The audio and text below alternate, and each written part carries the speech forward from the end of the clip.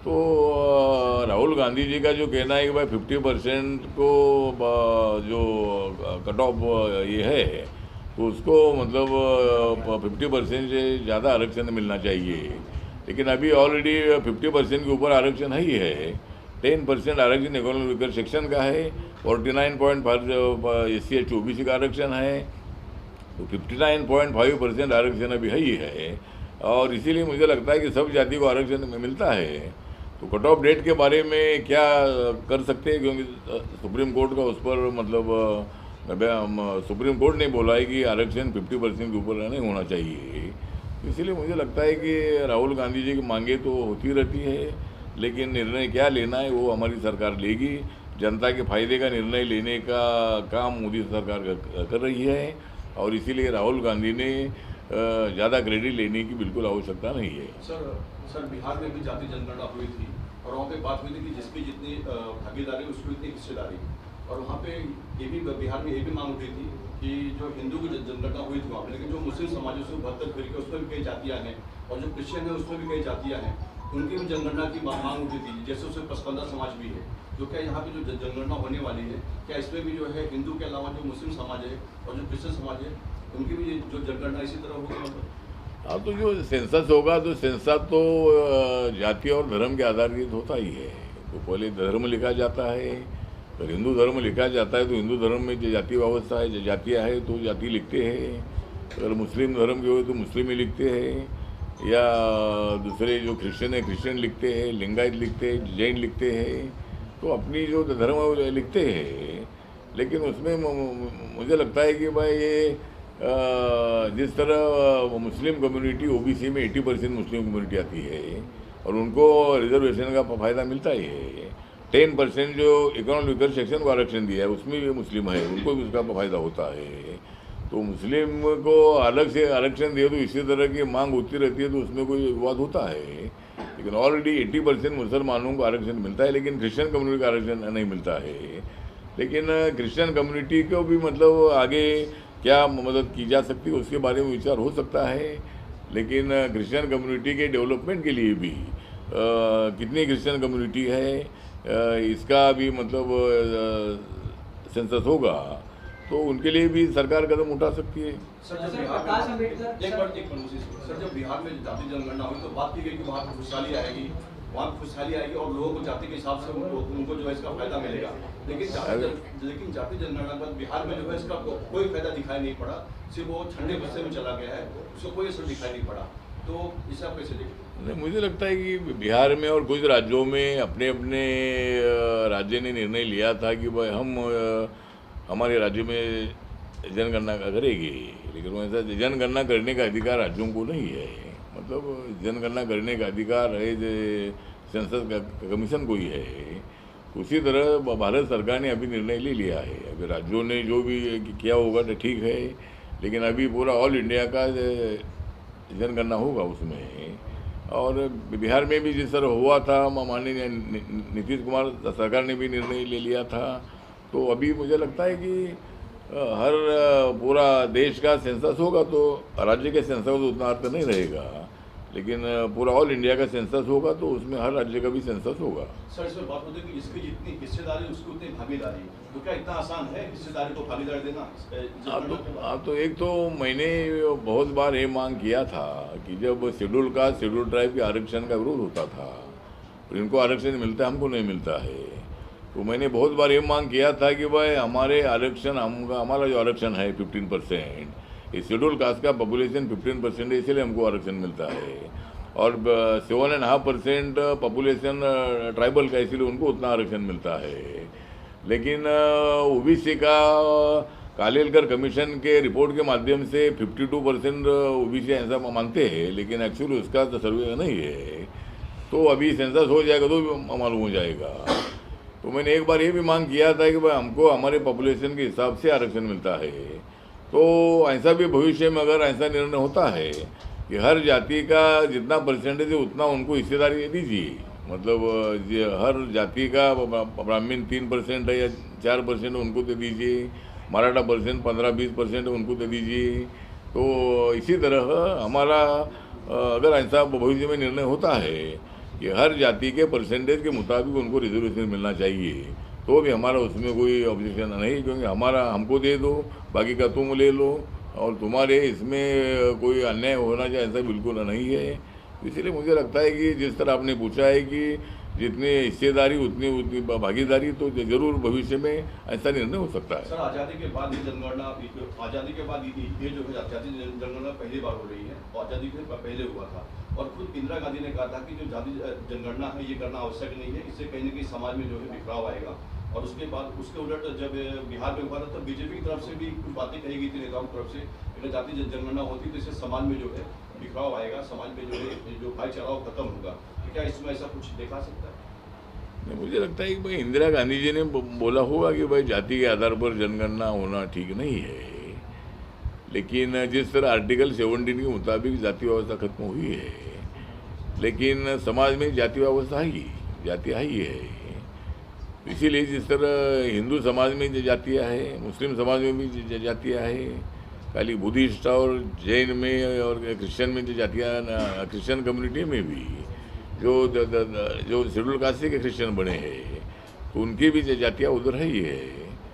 इसीलिए मुझे लगता है कि इसी तरह का सर्वे जो है, ये अभी जनगणना जो है, जनगणना भारत सरकार ने निर्णय ले लिया है। इंदिरा गांधी भी ये नहीं कर पाई थी, या मतलब कांग्रेस पार्टी की सरकार नहीं कर पाई थी 75 सालों में, लेकिन माननीय मोदी सरकार ने एक बहुत ही बड़ा फैसला लिया है। ठीक है, क्या है उसमें भी हर जाति का परसेंटेज कितना है ये भी जानकारी मिलने वाली है। तो इसीलिए मुझे लगता है कि सेंसस का निर्णय बहुत बड़ा हिस्टोरिकल है, बहुत बड़ा अच्छा निर्णय है।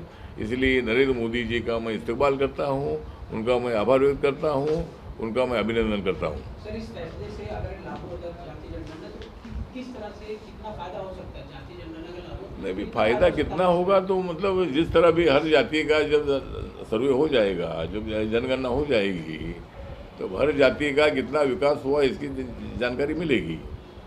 अभी शेड्यूल कास्ट में, शेड्यूल ट्राइब में रिजर्वेशन के कारण बहुत सारे लोगों को शिक्षा में भी रिजर्वेशन है, नौकरियों में भी रिजर्वेशन है। तो शेड्यूल कास्ट, शेड्यूल ट्राइब में भी अच्छी प्रगति हो रही है, वो तो अपने पास पूरा आंकड़े है ही है, लेकिन बाकी के समाज के आंकड़े अपने पास नहीं थे। और अभी सरकार ने 10% आरक्षण जो है ये इकोनॉमिकल सेक्शन को भी दे दिया है, EWS को भी दे दिया है। इसीलिए जो SC ST OBC छोड़कर जो जातियाँ है, वो जातियों का भी मतलब जातियों को इसका फायदा होता है। तो इसका जनगणना का फायदा ये होगा कि हर जाति का कितना फायदा हुआ है, हर जाति को कितनी नौकरी मिली है, हर जाति के पास कितनी ज़मीन है, हर जाति के पास कितने मजदूर लोग हैं। तो इसकी जानकारी पूरी मिलेगी और सरकार को हर जाति का विकास करने के लिए कदम उठाने का मौका मिलेगा। तो ये मतलब इस सेंसस का फायदा है। सरकार के इस फैसले के बाद क्रेडिट वॉर का गेम शुरू हो गया। इस फैसले के बाद क्रेडिट गेम शुरू हो गया है। राहुल गांधी की पार्टी के राहुल गांधी क्रेडिट लेने की कोशिश कर रहे हैं इस फैसले के बाद। मुझे लगता है, मुझे लगता है कि राहुल गांधी ऐसा कह रहे हैं कि 10 साल से पार्लियामेंट में ये टॉपिक में ही बात कर रहा हूँ, तो आज ये भाजपा ने किया, पर ये क्रेडिट सब मेरा जाता है। नहीं, मुझे लगता है नहीं, राहुल गांधी 10 साल से मांग कर रहे थे, लेकिन मैं 20-25 साल से मांग कर रहा था। मैं 1998 से मैं लोकसभा में था, तब भी मैंने ये मांग किया था कि भाई हमारा सेंसस होता है, शेड्यूल कास्ट शेड्यूल का होता है, लेकिन हर जाति का परसेंटेज कितना है इसके लिए सभी जाति का सेंसस होना चाहिए। सबसे पार्लियामेंट में मैंने मांग किया है। तो इसीलिए राहुल गांधी जी मांग कर रहे थे, इसीलिए सरकार निर्णय लिया, ऐसा नहीं है। मैं मांग कर रहा था इसलिए सरकार निर्णय लिया है। तो इसीलिए मुझे लगता है कि राहुल गांधी ने क्रेडिट लेने की आवश्यकता बिल्कुल नहीं है, लेकिन क्रेडिट लेने की बात तो एक करते रहे, लेकिन ये क्रेडिट नरेंद्र मोदी जी को ही देना होगा। उन्होंने डेयरिंग किया है, उन्होंने ये निर्णय लिया है और उनका इसमें सबसे मतलब रोल इसमें है। ये पास होने के बाद राहुल गांधी सरकार के सामने 4 मांगे रखते हैं। जब ये फैसला सरकार ने किया उसके बाद राहुल गांधी 4 मांगे सरकार के सामने रखते हैं। वो कहते हैं कि सरकार जो है ये कब जल्द से जल्द जाति जनगणना कब लागू करेगी और 50% जो आरक्षण है वो सीमा हटा दिया जाए और भी कई से मांगे, तो उन्होंने राहुल गांधी ने 4 प्रमुख मांगे रखी है सरकार के सामने। मुझे लगता है कि 50% आरक्षण के संबंध में सुप्रीम कोर्ट का ही जजमेंट है कि भाई 50% के ऊपर आरक्षण नहीं होना चाहिए। इसीलिए बहुत बार इसके बारे में चर्चा हुई भी है, लेकिन जिस तरह हम सोचेंगे मतलब पार्लियामेंट को तो अधिकार ही है, लेकिन जिस तरह अभी 10% आरक्षण इकोनॉमिक सेक्शन को भी मिला है, तो सबके लिए आरक्षण मिला ही है। तो राहुल गांधी जी का जो कहना है कि भाई 50% को जो कट ऑफ ये है, तो उसको मतलब 50% से ज़्यादा आरक्षण मिलना चाहिए, लेकिन अभी ऑलरेडी 50% के ऊपर आरक्षण ही है। 10% आरक्षण इकोनॉमिक सेक्शन का है, 49.5 SC ST OBC का आरक्षण है, तो 59.5% आरक्षण अभी है ही है। और इसीलिए मुझे लगता है कि सब जाति को आरक्षण मिलता है। तो कट ऑफ डेट के बारे में क्या कर सकते हैं, क्योंकि सुप्रीम कोर्ट का उस पर मतलब सुप्रीम कोर्ट ने बोला है कि आरक्षण 50% के ऊपर नहीं होना चाहिए। इसीलिए मुझे लगता है कि राहुल गांधी जी की मांगे तो होती रहती है, लेकिन निर्णय क्या लेना है वो हमारी सरकार लेगी। जनता के फायदे का निर्णय लेने का काम मोदी सरकार कर रही है, और इसीलिए राहुल गांधी ने ज़्यादा क्रेडिट लेने की बिल्कुल आवश्यकता नहीं है। सर बिहार में भी जाति जनगणना हुई थी और वहाँ पे बात हुई थी कि जिसकी जितनी भागीदारी उसकी उतनी हिस्सेदारी, और वहाँ पे ये भी बिहार में ये भी मांग उठी थी कि जो हिंदू की जनगणना हुई थी वहाँ पे, लेकिन जो मुस्लिम समाज है उसमें 72 फिरके उसमें भी कई जातियाँ हैं, और जो क्रिश्चियन है उसमें भी कई जातियाँ हैं, उनकी भी जनगणना की मांग उठी थी। जैसे उसमें पसपंदा समाज भी है, तो क्या यहाँ पे जो जनगणना होने वाली है, क्या इसमें भी जो है हिंदू के अलावा जो मुस्लिम समाज है और जो क्रिश्चियन समाज है उनकी भी जो जनगणना इसी तरह होगी? मतलब हाँ, तो जो सेंसस होगा तो सेंसस तो जाति और धर्म के आधारित होता ही है। तो पहले धर्म लिखा जाता है, अगर हिंदू धर्म लिखा जाता है तो हिंदू धर्म में जो जाति व्यवस्था है, जो जातियाँ है तो जाति लिखते हैं। अगर मुस्लिम धर्म के हो तो मुस्लिम ही लिखते हैं, या दूसरे जो क्रिश्चियन है क्रिश्चियन लिखते हैं, लिंगायत लिखते हैं, जैन लिखते हैं, तो अपनी जो धर्म है वो लिखते हैं। लेकिन उसमें मुझे लगता है कि भाई ये जिस तरह मुस्लिम कम्युनिटी OBC में 80% मुस्लिम कम्युनिटी आती है और उनको रिजर्वेशन का फ़ायदा मिलता ही है। 10% जो इकोनॉमिक सेक्शन को आरक्षण दिया है उसमें भी मुस्लिम है, उनको भी उसका फ़ायदा होता है। तो मुस्लिम को अलग से आरक्षण दिए तो इसी तरह की मांग होती रहती है, तो उसमें कोई विवाद होता है। लेकिन ऑलरेडी 80% मुसलमानों को आरक्षण मिलता है, लेकिन क्रिश्चियन कम्युनिटी का आरक्षण नहीं मिलता है। लेकिन क्रिश्चियन कम्युनिटी को भी मतलब आगे क्या मदद की जा सकती है उसके बारे में विचार हो सकता है। लेकिन क्रिश्चियन कम्युनिटी के डेवलपमेंट के लिए भी कितनी क्रिश्चियन कम्युनिटी है इसका भी मतलब सेंसस होगा, तो उनके लिए भी सरकार कदम उठा सकती है। सर जब बिहार में सर जब बिहार में जाति जनगणना हुई तो बात की गई कि वहाँ पर खुशहाली आएगी, वहाँ खुशहाली आएगी और लोगों को जाति के हिसाब से उनको जो है इसका फायदा मिलेगा। लेकिन जाति जनगणना पर बिहार में जो है इसका कोई फायदा दिखाई नहीं पड़ा, सिर्फ वो ठंडे बस्ते में चला गया है, उसको कोई असर दिखाई नहीं पड़ा। तो इसे आप कैसे देखते? नहीं, मुझे लगता है कि बिहार में और कुछ राज्यों में अपने अपने राज्य ने निर्णय लिया था कि भाई हम हमारे राज्य में जनगणना करेगी, लेकिन वैसा जनगणना करने का अधिकार राज्यों को नहीं है। मतलब जनगणना अब तो माननीय नरेंद्र मोदी सरकार ने, NDA सरकार ने एक बहुत ही बड़ा फैसला ले लिया है और इस फैसले से सारा देश खुश है। ये निर्णय ये है कि माननीय नरेंद्र मोदी सरकार ने जाति के आधार पर जनगणना करने का निर्णय लिया है, और जाति के आधार पर जनगणना करने का निर्णय लेने से हर जाति का कितना परसेंटेज है, हर जाति में कितना डेवलपमेंट हुआ है, हर जाति के कितने लोगों को नौकरी मिली है, हर जाति के कितने लोगों के पास ज़मीन है, हर जाति में कितने लोग उद्योग क्षेत्र में है, तो इसकी पूरी जानकारी अपने को मिलेगी और उस जाति के डेवलपमेंट के लिए सरकार को कदम उठाने के लिए आसान होगा। इसीलिए जाति के आधार पर जनगणना से देश का बहुत बड़ा फायदा है। नरेंद्र मोदी जी का सबका साथ सबका विकास का नारा भी है, तो सबका विकास करने के लिए इस सेंसस का बहुत अच्छा उपयोग होगा। इसी तरह मुझे लगता है कि माननीय नरेंद्र मोदी जी का मैं आभार व्यक्त करता हूँ रिपब्लिकन पार्टी ऑफ इंडिया की तरफ से, क्योंकि ये निर्णय बहुत बड़ा रिवोल्यूशनरी निर्णय है, हिस्टोरिकली निर्णय है, और कांग्रेस के कार्यकाल में निर्णय नहीं हुआ था। कांग्रेस 75 साल तक सत्ता में रही लेकिन कांग्रेस ने कभी जाति के आधार पर जनगणना करने का निर्णय लिया नहीं। लेकिन पहले से शेड्यूल कास्ट और शेड्यूल ट्राइब का जो सेंसस है वो होता था, लेकिन बाकी की जातियों का ओबीसी और जनरल कैटेगरी का सेंसस नहीं होता था। लेकिन अभी नरेंद्र मोदी सरकार ने इस कदम को उठाया है और नरेंद्र मोदी जी ने बहुत बड़ा निर्णय ले लिया है। इसका क्रेडिट राहुल गांधी या अपोजिशन में लेने की बिल्कुल आवश्यकता नहीं है, क्योंकि उन्होंने मांग की इसलिए सरकार ने किया, ऐसा बिल्कुल नहीं है।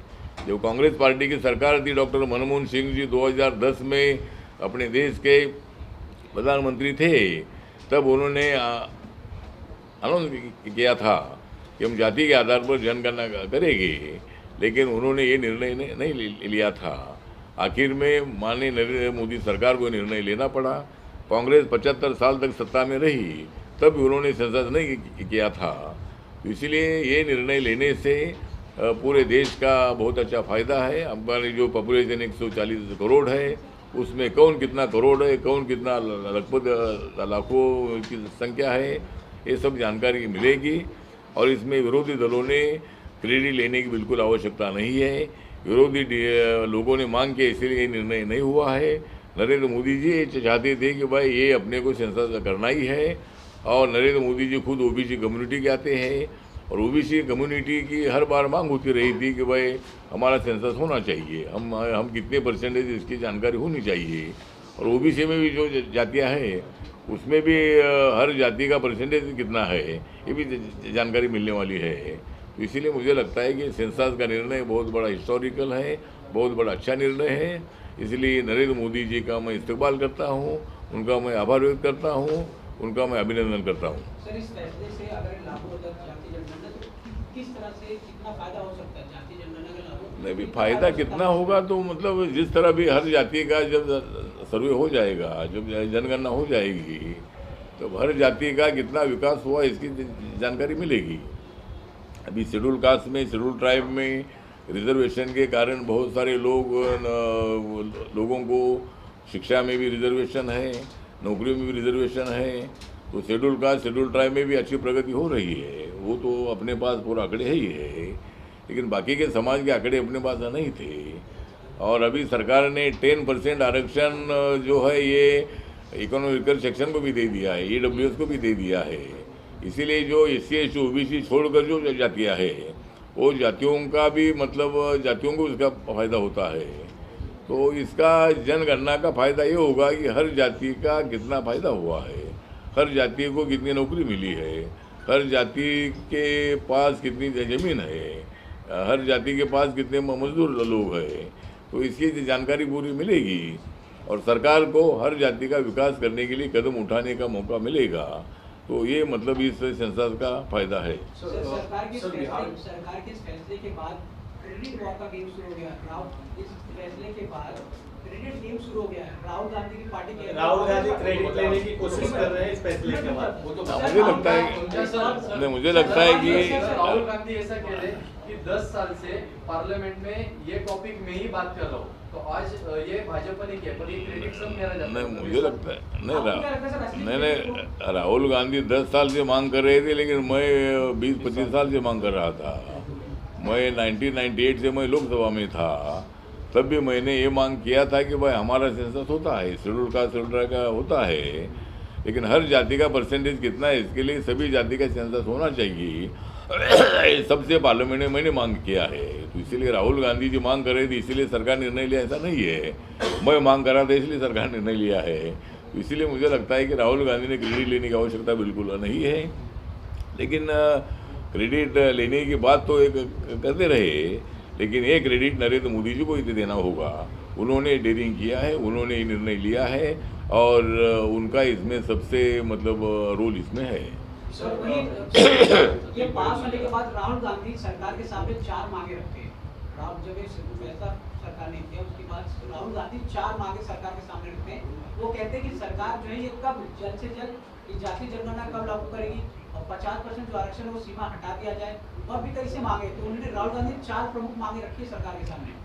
मुझे लगता है कि 50% आरक्षण के संबंध में सुप्रीम कोर्ट का ही जजमेंट है कि भाई 50% के ऊपर आरक्षण नहीं होना चाहिए। इसीलिए बहुत बार इसके बारे में चर्चा हुई भी है। लेकिन जिस तरह हम सोचेंगे, मतलब पार्लियामेंट को तो अधिकार ही है, लेकिन जिस तरह अभी 10% आरक्षण इकोनॉमिक सेक्शन को भी मिला है, तो सबके लिए आरक्षण मिला ही है।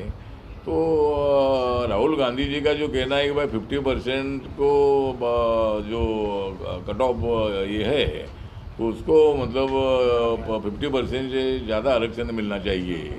लेकिन अभी ऑलरेडी 50% के ऊपर आरक्षण ही है। देशाला स्वातंत्र्य मिळाल्यानंतर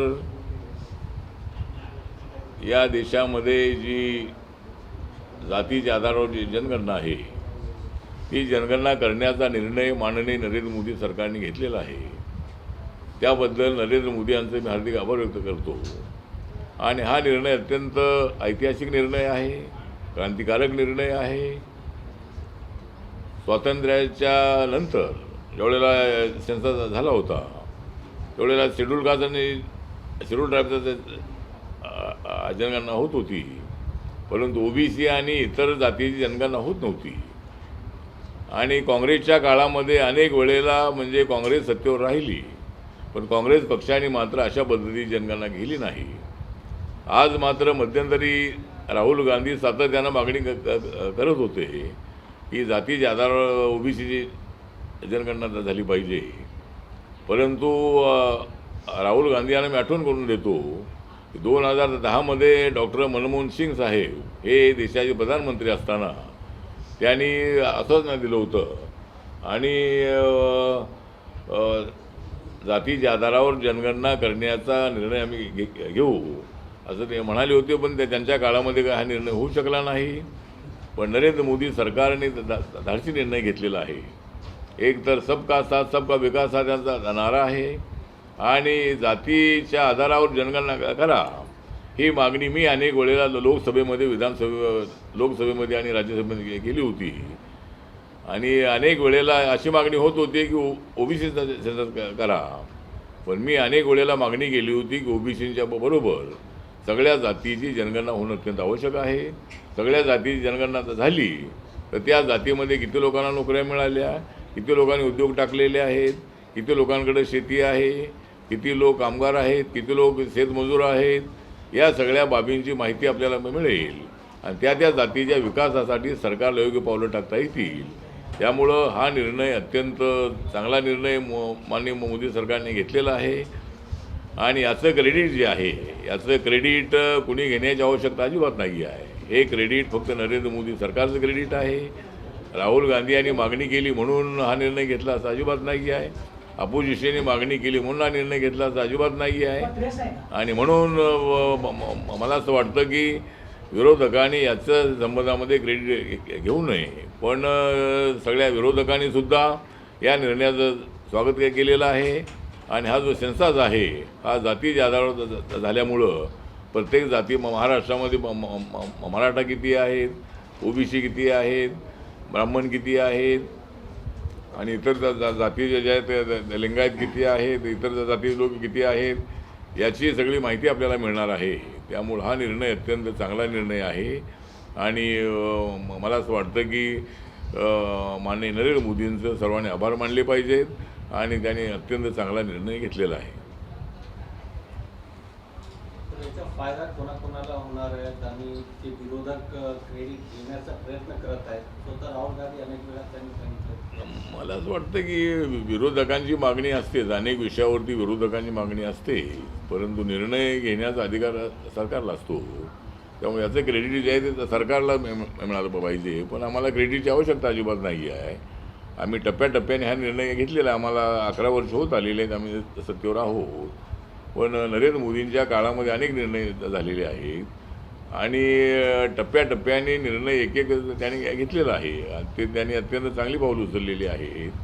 त्यामुळं क्रेडिटचा विषय अजिबात नाही आहे की क्रेडिट घेण्याचा प्रयत्न कोणी करू नये, परंतु निर्णय अत्यंत चांगला झालेला आहे। आणि याचा फायदा हाच आहे की मी अगोदर म्हणालो त्या पद्धतीनं प्रत्येक जातीचा जो आराखडा आहे, प्रत्येक जातीचा सर्वे जो आहे हा या माध्यमातून आपल्याला मिळेल आणि त्यांच्या डेव्हलपमेंटसाठी सरकारला पावलं उचलता येतील।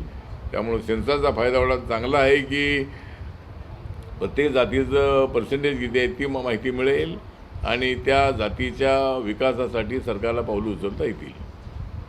प्रकाश आंबेडकर असं म्हणतात की जातीय जनगणना हा फक्त दिखावा आहे, देशाच्या नागरिकांच्या डोळ्यात धूळ फेकण्याचा प्रयत्न आहे सरकारचा, असं आंबेडकर म्हणतात. मला वाटतं की प्रकाश आंबेडकर हे आमचे ज्येष्ठ नेते आहेत, बाबासाहेबांचे नातू आहेत, वंचित बहुजन आघाडीचे ते नेते आहेत. त्यांना प्रत्येकाला आपापलं मत मांडण्याचा अधिकार आहे, पण धूळ फेकण्याचा विषय अजिबात नाही आहे.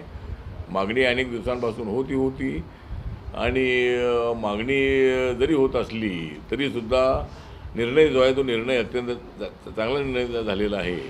कोणाच्या डोळ्यामध्ये धूळ फेकण्याचा प्रश्न अजिबात नाही.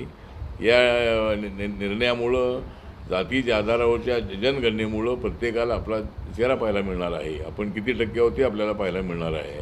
आज अनेक लोक सांगतात की आम्ही 10% आहोत, 15% आहोत, 16% आहोत, 20% आहोत. पण एकदा त्याचा सर्वे झाला, जनगणना झाली की प्रत्येकाला आपली किती संख्या आहे ती कळेल. त्यामुळं कुणाच्या डोळ्यामध्ये धूळ फेकण्याचा प्रश्न अजिबात नाही. सर हिंदी में जानना चाहिए जिस प्रकार से केंद्र सरकार ने जाति जनगणना अब तो माननीय नरेंद्र मोदी सरकार ने, एनडीए सरकार ने एक बहुत ही बड़ा फैसला ले लिया है और इस फैसले से सारा देश खुश है. ये निर्णय ये है कि माननीय नरेंद्र मोदी सरकार ने जाति के आधार पर जनगणना करने का निर्णय लिया है और जाति के आधार पर जनगणना करने का निर्णय लेने से हर जाति का कितना परसेंटेज है, हर जाति में कितना डेवलपमेंट हुआ है, हर जाति के कितने लोगों को नौकरी मिली है, हर जाति के कितने लोगों के पास ज़मीन है, हर जाति में कितने लोग उद्योग क्षेत्र में है, तो इसकी पूरी जानकारी अपने को मिलेगी और उस जाति के डेवलपमेंट के लिए सरकार को कदम उठाने के लिए आसान होगा. इसीलिए जाति के आधार पर जनगणना से देश का बहुत बड़ा फायदा है. नरेंद्र मोदी जी का सबका साथ सबका विकास का नारा भी है, तो सबका विकास करने के लिए इस सेंसस का बहुत अच्छा उपयोग होगा. इसी तरह मुझे लगता है कि माननीय नरेंद्र मोदी जी का मैं आभार व्यक्त करता हूँ. रिपब्लिकन पार्टी ऑफ इंडिया की तरफ से